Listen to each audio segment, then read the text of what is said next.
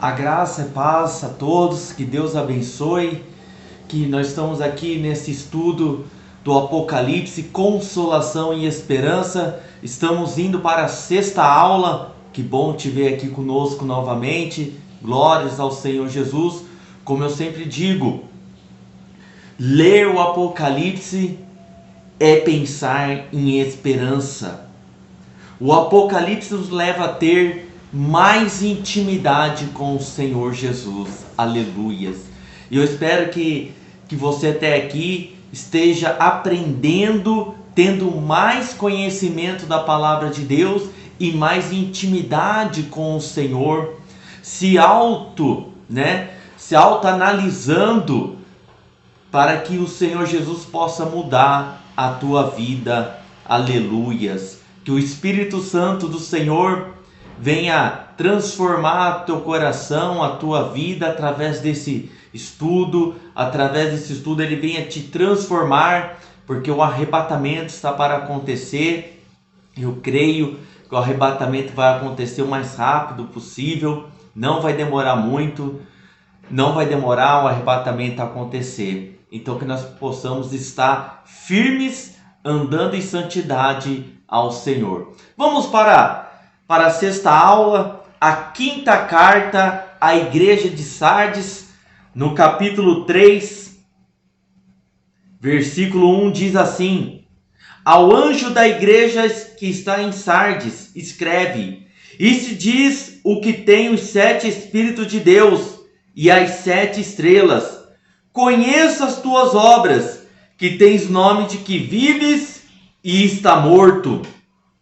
A igreja de Sardes era uma comunidade cristã do primeiro século que ficava na Ásia Menor.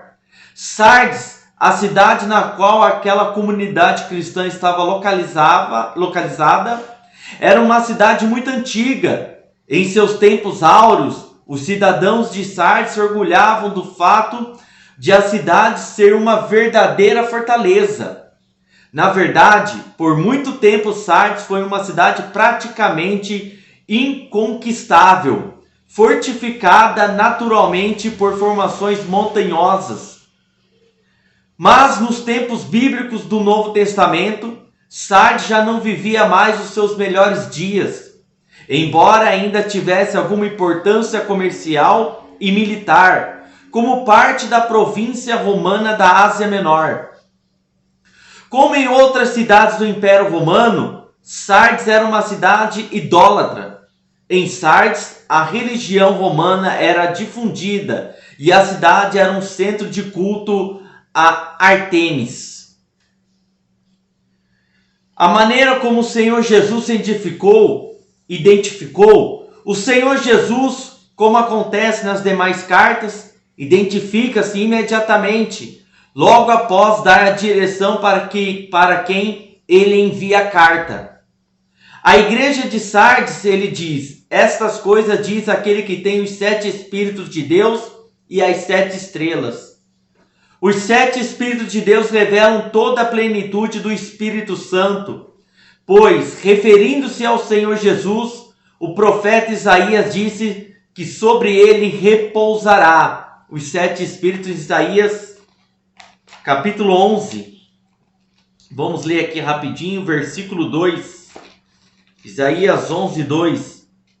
E repousará sobre ele o Espírito do Senhor, o Espírito de sabedoria e de entendimento, o Espírito de conselho e de fortaleza, o Espírito de conhecimento e de temor do Senhor. Esses são os 7 Espíritos de Deus, que está em Isaías capítulo 11, versículo 2. A sua intenção de enfatizar a ação do Espírito de Deus em toda a sua plenitude e perfeição, nas suas diversas atividades no meio da igreja, como descrito em 1 Coríntios, capítulo 12, versículo 4 a 11. Você pode ler aí na sua casa. O Senhor, que tem os 7 Espíritos de Deus, fala como a fonte de toda a vida em Sardes, e tem as 7 estrelas, ou seja, a sua igreja na sua mão.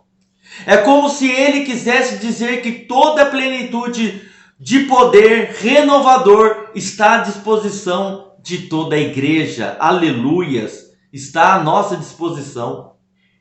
Quando o Senhor diz à igreja de Sardes, conheça as tuas obras, não tem como o mesmo sentido como com as demais igrejas. Isto é, não há nem consolo, nem louvor, pois logo em seguida ele conclui que tens nome de que vives e está morto. Quer dizer que essas obras tinham apenas aparência de vida, mas estavam mortas. Isso é muito forte. Imagine quantas igrejas vivem de aparência hoje. Tem belo templo, um belo coral, belas mensagens, vida exterior e morte interior. A nossa vida está aqui dentro, não exteriormente. Mas nós temos que mudar de dentro para fora. De dentro para fora. Como Davi diz nos Salmos, para deixar mais branco que a lã. Por quê? A lã nasce dentro da ovelha e sai para fora. Então, nós temos que nos purificar de dentro para fora. É interessante notar que a igreja de Sardes, em contraste com as outras, é deixada em paz pelo diabo. Satanás nem é citado aqui, tampouco a referência a falsas doutrinas, Balaão, Balaque, Nicolaítas ou Jezabel. Também há provações, não há provações nem sofrimentos. Por quê? Justamente porque ela está morta. Ela tem aparência de vida, mas está morta aos olhos do Senhor. O contraste dessa igreja com a de Esmirna é total, pois Esmirna tinha fama de pobre, mas era rica. Sardes tinha fama de que tinha vida, mas estava morta. Infelizmente, a situação dessa igreja retrata exatamente a maioria das igrejas dos cristãos dos nossos dias. Há um espírito enganador e mentiroso que o faz pensar que está tudo bem. Muitos frequentam a igreja com a sua idade. Devolvem os dízimos, oram, ofertam, não fazem mal a ninguém. Não tem problema por causa da sua fé. No entanto, vivem uma grande ilusão e não se dão conta disso, pois pensam que o muito conhecimento bíblico lhes garantirá a salvação. Tem muitas pessoas que têm muito conhecimento da palavra de Deus, conhecem a letra, mas não o Espírito que revela a letra, o Espírito que dá o entendimento da palavra. Fazem tudo, mas não tem nem problema na sua fé, não tem problema. A vida vai indo assim, normal, tranquila, sabe? Aí é de achar estranho, porque a palavra de Deus nós vimos em outras igrejas, o verdadeiro cristão ele é perseguido. O verdadeiro cristão, aquele que vive a fé genuína na plenitude do Espírito Santo, ele é perseguido. Se a tua vida não tem uma perseguição, nenhum problema, pare e reflita, porque tem algum problema aí, né? Ninguém cutuca fruta verde, fruta ruim, mas só cutuca a fruta boa, madura. Não é assim? Então, o que falta? Falta intimidade e comunhão com o Senhor Jesus. Andar com temor, fidelidade com o coração puro. Como Josafá disse, o rei Josafá no capítulo 19 de 2 Crônicas. Andai no temor do Senhor, com fidelidade e com coração puro. Esse estado de mortandade espiritual que havia na igreja de Sardes só poderia mudar se os cristãos dessem liberdade ao Espírito Santo para agir entre eles. Quando o Espírito Santo entra em ação, tudo se transforma, pois um grande avivamento espiritual passa a existir entre os seus servos. Versículo 2 diz assim: "Sê vigilante e confirma os restantes que estão para morrer, porque não achei as tuas obras perfeitas diante de Deus." Ser vigilante Embora a maior parte dos cristãos de Sardes estivesse morta no sentido espiritual, ainda restavam alguns que estavam prestes a ter o mesmo destino. Para salvá-los, era imperativa vigilância, pois o sono da morte eterna envolvia a igreja, como está escrito em Efésios capítulo 5, versículo 4. Vamos ler lá rapidinho. Efésios 5, 4. Nem torpezas, nem tolices, nem zombarias que não convém, mas antes ações de graças. Aleluia. 5,14, perdão. Por Efésios capítulo 5, versículo 14. Por isso diz: desperta tu que dormes, e levanta-te dentre os mortos, e Cristo te esclarecerá. Então desperta, meu amado. Meu irmão, minha irmã, desperta do sono. Desperta, haja um avivamento do Espírito Santo na tua vida. Clama ao Espírito Santo para que você não venha ser uma igreja de Sardes. O diabo sempre espera a oportunidade de atacar quando o cristão está dormindo ou distraído com a própria aparência religiosa. Às vezes, o orgulho faz com que alguns não enxerguem a miséria espiritual em que vivem.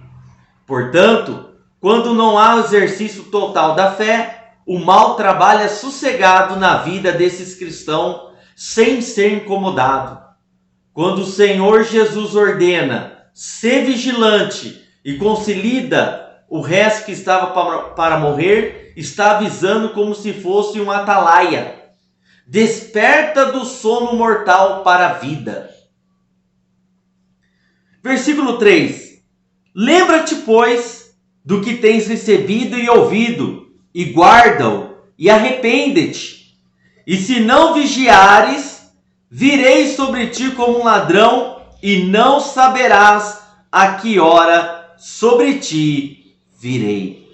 Né? Você vê que a Bíblia aqui fala mais uma vez: vigiares. Vigia as tuas amizades, vigia a tua comunhão, intimidade com Deus. Vigia como você tem andado, como você tem ido à igreja. Se você tem ido à igreja no automático, hoje é dia de culto, você vai, mas vai por ir. Canta porque a letra está lá no telão. Ouve a palavra, mas lê e olha para o pastor, mas o pensamento está em outro lugar. O corpo na igreja, o pensamento em outro lugar, distante. Então Jesus está falando de novo: vigia, volta. Se você não entra no automático, não entra na religião, aviva do Espírito Santo, tenha comunhão com o Senhor. Lembra-te, pois, do que tem recebido e ouvido. A ordem é: lembra-te, pois, do que tens recebido e ouvido. É a partir de um despertamento que o cristão pode pensar de maneira espiritual normal. Essa é uma referência do Senhor à sua palavra. É por intermédio dela que o Espírito Santo produz o arrependimento e nos conduz ao que é correto, justo e verdadeiro. Por isso o estudo do Apocalipse, da palavra do Senhor, consolação e esperança, para te consolar, para trazer esperança, para trazer avivamento sobre a palavra que é o Senhor Jesus. Na tua vida seja transformada. Por isso devemos não somente tê-la em nossa mente, como também guardá-la no mais íntimo do nosso ser. Salmo 119, 11. Salmos mais longo da Bíblia. Salmo 119, versículo 11. Escondi a tua palavra no meu coração para que eu não pecar contra ti. Aleluias. É a palavra de Deus que desperta a pessoa do seu sono espiritual e avive a sua fé. Que através desse estudo você venha ter um despertamento, venha ter um avivamento na tua vida e na tua família, em nome de Jesus. Não se espera que uma pessoa que dorme possa pensar em discernir claramente, pois é incapaz de ver a realidade, mas, uma vez acordada, tem a capacidade de lembrar as palavras de Deus, há tanto tempo esquecidas. Virei sobre ti como um ladrão. Em outras palavras, quem não vigiar será surpreendido na volta do grande rei. A presença do ladrão, em muitos casos, só é percebida depois de ir embora.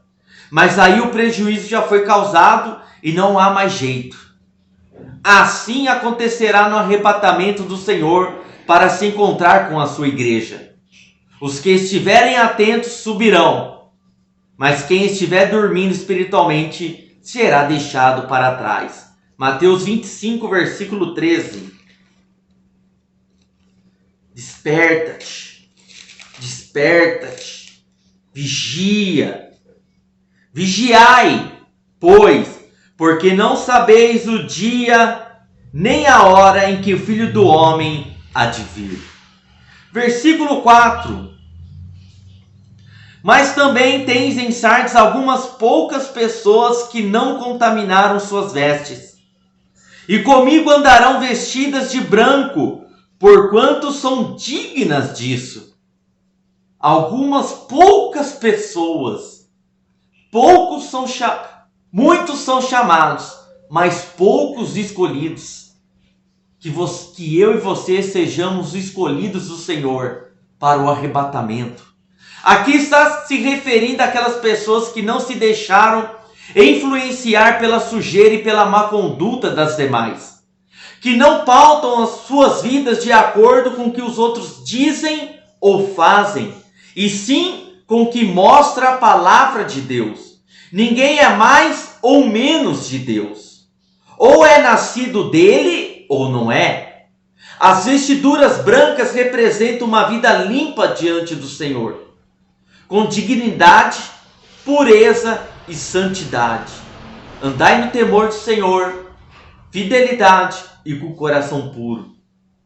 Com santidade, sem ela ninguém verá Deus. Portanto, somente quem possui essas vestes será digno de andar com o Salvador. Convém salientar que ninguém se torna digno por seus próprios méritos, e sim pela ação do Espírito Santo em cada um por intermédio da palavra da verdade, como descrito no Evangelho de João, capítulo 17,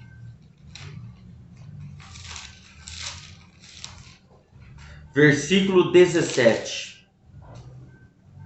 Santificai-os na tua verdade, a tua palavra é a verdade. Santifica, busca o Espírito Santo, pois é Ele que traz o arrependimento dos seus pecados. Se arrependa-te, levanta-te, tenha o avivamento do Espírito Santo na tua vida em nome de Jesus. Versículo 5. O que vencer será vestido de vestes brancas, e de maneira nenhuma riscarei o seu nome do livro da vida, e confessarei o seu nome diante do meu Pai e diante dos seus anjos. Estes poucos apresentados como vencedores acompanharão o Filho de Deus em cortejo triunfal pelo céu, trajados de vestes resplandecentes. Somente quem teve a vida lavada pelo sangue do Senhor Jesus poderá colocar essas vestes brancas. Dessa forma, cabe a cada cristão se manter imune à sujeira deste mundo vil, a fim de conservar sempre limpas as suas vestiduras. Para isso, é preciso vigiar e orar todo o tempo, para não cair nas armadilhas que o diabo tem preparado para aqueles que são de Deus. 1 Pedro, capítulo 5, versículo 8. Sede sóbrios, vigiai, porque o diabo, vosso adversário, anda em derredor como um leão bramando, buscando a quem possa tragar. De maneira nenhuma arriscarei o seu nome. Assim como certos documentos nos dão o direito de cidadania no país em que foram emitidos, Ter um nome no livro da vida nos torna cidadãos do reino de Deus. Porém, assim como é possível haver o registro do nome de alguém no livro da vida, é possível riscá-lo, caso este nome não seja mais digno. Obviamente, isso só ocorrerá se a pessoa se deixar vencer pela carne, pelo diabo ou pelo mundo e abandonar a sua fé. O vencedor é aquele que alcançou a salvação pela fé no Senhor Jesus e a desenvolve com perseverança. Se alguém tem dúvidas quanto à sua salvação, deve humilhar-se diante de Deus. Coloque o seu rosto no chão e clame a Ele de todo o seu coração, confessando os seus pecados. Após fazer isso, determine que nunca mais voltará a praticá-los. O Espírito Santo se encarregará de fazer o restante em sua vida. Faça isso agora. Determine isso na sua vida. Não aceite ter uma aparência que sirva a Deus, que serve a Deus, que vai na igreja, mas você está no automático. Você anda no pecado. Você faz conforme o mundo age. Você vai como os outros fazem ou dizem para você ir. Faz conforme a palavra de Deus. Se arrependa-te. Deixa o Espírito Santo fluir na tua vida. Porque Deus faz novas todas as coisas na tua vida. Na vida daquele que se arrepende. Que tem um coração quebrantado. Ele ouve, responde, cura, livra e perdoa os seus pecados. Lembra-te, ninguém sabe a hora, nem o dia em que o Senhor Jesus se irá encontrar com a sua esposa, quando o arrebatamento acontecer. Que você seja a igreja do Senhor. A placa da igreja não salva ninguém. Placa de igreja, religiosidade, letra da palavra não salva ninguém. Mas o Espírito Santo fluir na tua vida, a palavra da verdade, a palavra do Espírito na tua vida, você guardar no teu coração, mudará e transformará a tua vida. Que a graça e a paz do Senhor Jesus esteja contigo e a consolação e a esperança do Espírito Santo esteja na tua vida. Que Deus abençoe, se tu uma bênção, haja luz na tua vida, em o nome do Senhor Jesus. Amém.